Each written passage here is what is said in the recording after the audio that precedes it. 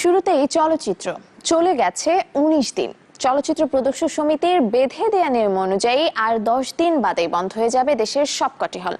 সময় ঘনিয়ে এলেও এখনো খুঁজে পাওয়া যায়নি সমাধানের কোনো রকমের পথ। তবে সবার আশা, আসছে ৩ এপ্রিল জাতীয় চলচ্চিত্র দিবসে সমাধান হবে এই সংকটের।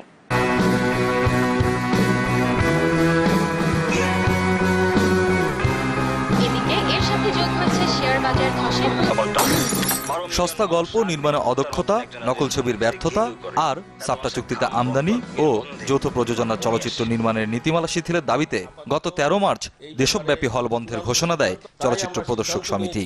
আগামী ১২ এপ্রিল শুক্রবার ২০১৯ থেকে সারা দেশের সিনেমা হল বন্ধ করে দেব। হল মালিক সমিতির এমন আলটিমেটামের পর পেরিয়েছে ১৯ দিন।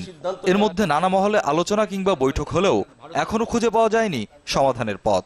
পর্যায়ক্রমে আমরা করতে করতে গত ১৩ই মার্চ প্রেস কনফারেন্সের মাধ্যমে আমরা সিদ্ধান্ত দিয়েছি যে ১২ই এপ্রিল থেকে সিনেমা বন্ধ রাখবো। আমার বিশ্বাস ১২ তারিখে কোনো ছবি মুক্তি পাবে না।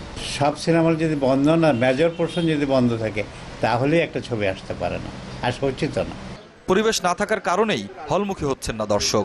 সাথে হল মালিকদের নানা অজুহাতে সিনেমা থেকে অর্থ না পাওয়ায় দিনে দিনে প্রযোজকদের সংখ্যা কমছে বলে মত সমিতির এই নেতার।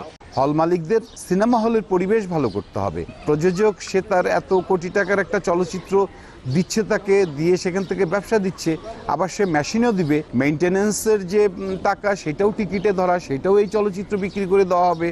তারপরে ভ্যাট ট্যাক্সের যে কথাগুলো বলা আছে সেগুলো এই টিকিটে লেখা, সেকেও এখান থেকে দিতে হবে। বাকি থাকে হচ্ছে কর্মচারী, হলের কর্মচারীর বেতন, আর হয়তো অন্য খরচ টরচ যদি থাকে হলের ভাড়াটারা, তো সেটাও যদি এই টিকিট থেকে নিয়ে নেয় তাহলে তার আমার হলের দরকার কি? তবে তর্কের ঊর্ধ্বে উঠে সব পক্ষেরই চাওয়া ফিরে আসুক সিনেমার সুদিন, আর এজন্য চাইলেন সরকারের হস্তক্ষেপ। হলের পরিবেশ তো অবশ্যই ভালো থাকতে পারে না, কারণ ব্যবসা না হলে আমি সেটার দিকে নজর দেবো কী করে? আর যেখানে ভালো প্রোডাক্ট হয় সেখানে পরিবেশের প্রয়োজন হয় না। এটার একমাত্র সাক্ষী যারা সুস্থ ধারার ছবি বানায় তারাও। আমি মনে করি যে সরকার অবশ্যই আমাদের দিকে নজর দেবেন।